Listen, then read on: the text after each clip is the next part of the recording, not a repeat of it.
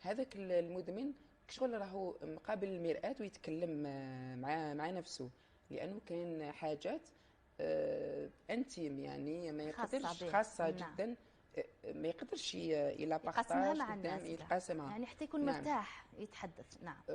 و سي تري امبورطون مهم. باش يدخل في ثقة مع المعالج، طبيب المعالج. مهم. وأيضا هذو الجلسات النفسية ممكن تكون معنا، ممكن تكون مع المعالج النفسي لو بسيكولوج. مهم. اون باراليل اوسي يكون هناك متابعة مع المختص في علم الاجتماع لو مهم. سوسيولوج. دونك كاع هذو وايضا لو ميدسان جينيراليست الطبيب مهم. العام. مهم. لماذا؟ نعم هذا عجيب.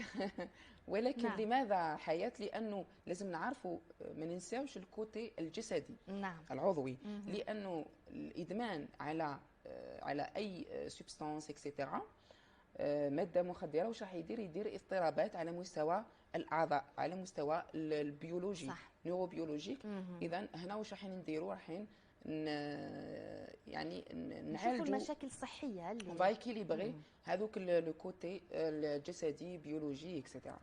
التكفل بالمدمن مهم جدا، ولكن حتى المتابعة بعد العلاج، كثير من المصابين والمدمنين يعاودوا يرجعوا نعم. للأسف إلى الإدمان.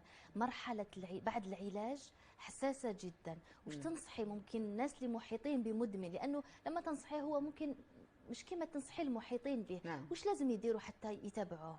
المحيطين، لهذا قلت لك أهمية العائلة عندها دور مهم جدا وأساسي في المعالجة. احنا دائما ندخلوهم في المعالجة. إذا الدور تاع العائلة ما لازمش يعني يقولوا له أنه أنت يعني غير صالح في المجتمع، دير المشاكل اكسيتيرا. لازم نعاونوه، او كونترير راهو كانت عنده إرادة معناتها حب يتخلص يخرج من هذيك الدوامة. لازم نرافقوه في بداية العلاج حتى كي يخرج من المصلحة، ولا حتى كي يحبس العلاج، ولا يعني يخرج من هذيك لافاز ايغو. اذا دور العائلة مهم جدا، دور الأصدقاء مهم جدا. الاشخاص اللي يكونوا قريبين له لازم دائما التشبع يكونوا العاطفي. نعم. يرافقوه. نعم.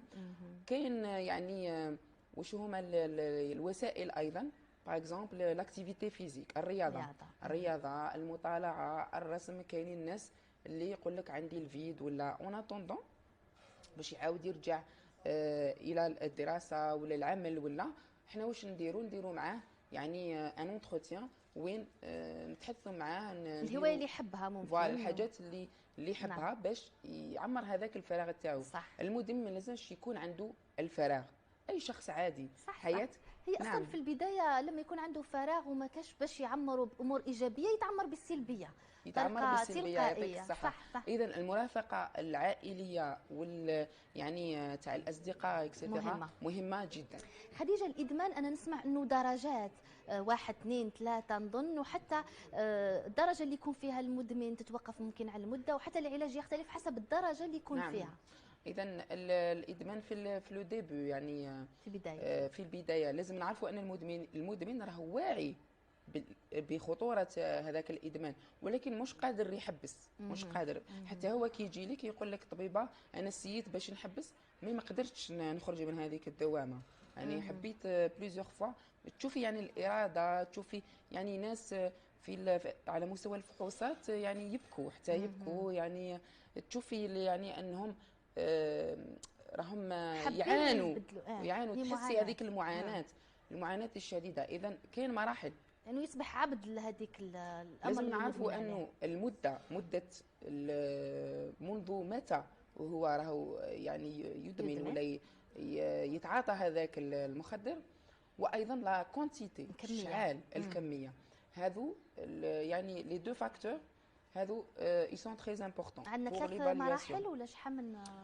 كاين 3 مراحل ابوبخي. اذا المرحله الاولى انه الانسان راهو في بدايه الادمان. يعني لا كونسوماسيون، ويقدر تعاطي. يقدر يحبس. يعني هنا ما يستلزمش انه يكون اوسبيتاليزي ولا على مستوى المصلحه. الحاله الثانيه نقول من متوسط الى حاد. هنايا ممكن يعني رايحين اون فا نيغوسي معاه، نديروا نيغوسياسيون.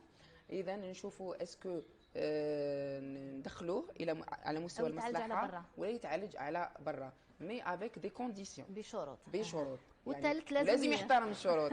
طبعا والثالث لازم يدخل على مستوى المصلحة. لماذا؟ لأنه كي يكون هناك انعكاسات عقلية نقص ونفسية المادة كاين شديدة اللي ما جدا. يقدرش يتحمل. نعم. نعم. في الختام خديجة، حتى يكون فيه أمل للمشاهد، أنا لما كنت في زيارة شفت كثير من حالات مدمنين ونتذكر حكاوا لي قصصهم. كاين اللي كان نتذكر أنه كان مدلل جدا لتشفاي، كان دخل في الإدمان نظرا نعم. اللي كان عنده دلال ودراهم بزاف. وكاين اللي كان بالفقر، يعني مش دائما الفقر يسبب الإدمان. قولي لي براو، كاين اللي عولجوا كاين اللي رجعوا براو، لحياتهم، كاين اللي عاودوا رجعوا للحياة الاجتماعية بصفة عادية، كاين اللي تزوجوا، كاين اللي لقاو الحمد لله. عمل، والحمد لله. إذا ما نقولوش احنا أنا دائما نعطي الامل للمدمن اللي يجي يعالج على مستوى المصلحه، لانه كي يجوا اون ديزيسبوار، اون فاز دو ديزيسبوار، ما كاش فاقدين الامل.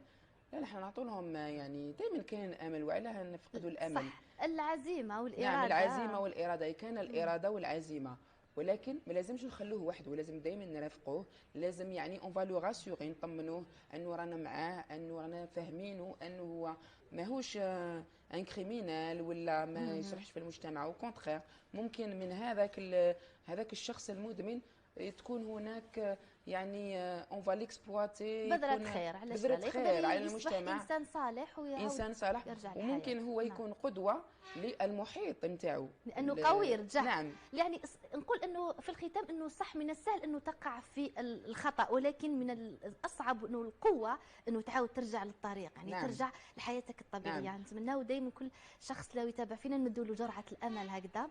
في الختام شكرا لك على الاستضافه، وشكرا على الابتسامه العريضه هذه، ديجا هي تعطي الامل للمشاهدين. شكرا يعني لك يا عزيزتي. راهم يشوفون عبر شاشه التلفزيون الجزائري، ولازم دائما يعني اي شخص يعاني من اي اضطراب، سواء ادمان ولا نفسي ولا عقلي، دائما كاين الامل، ما لازمش نفقدوا الامل، لانه كاين دائما وسائل، كاين دائما اشخاص راهم حاضرين ورايحين يعاونون، يعني دائما لازم نكونوا متعاونين. يعطيك الصحة بروفيسور، كنت سعيدة بحضورك معنا في هذه الصبيحة، إن شاء الله تكوني معنا في أعداد أخرى نتحدثوا عن المشاكل العقلية والأمراض العقلية، لأنه لاحظنا أنه هناك زيادة كبيرة في المشاكل، وحتى الدراية تكون أوسع وأشمل. يعطيك الصحة، نقول لك نهارك مبروك، ونلتقي في أعداد أخرى بحول الله. مشاهدينا، برنامجنا متواصل إلى تمام 10. أحلى صباح لكم، تحية صباحية متجددة، والآن تذكير بأحوال الطقس مع صبرينا بعد الفاصل.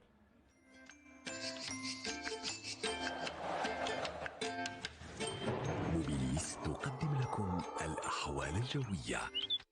موبيليس، معا نصنع المستقبل. تحية صباحية مجددة لكم جميعا مشاهدينا الكرام. إذا بالنسبة لأحوال الطقس وما سيميزها خلال نهار اليوم، وارتفاع محسوس لدرجات الحرارة على أغلب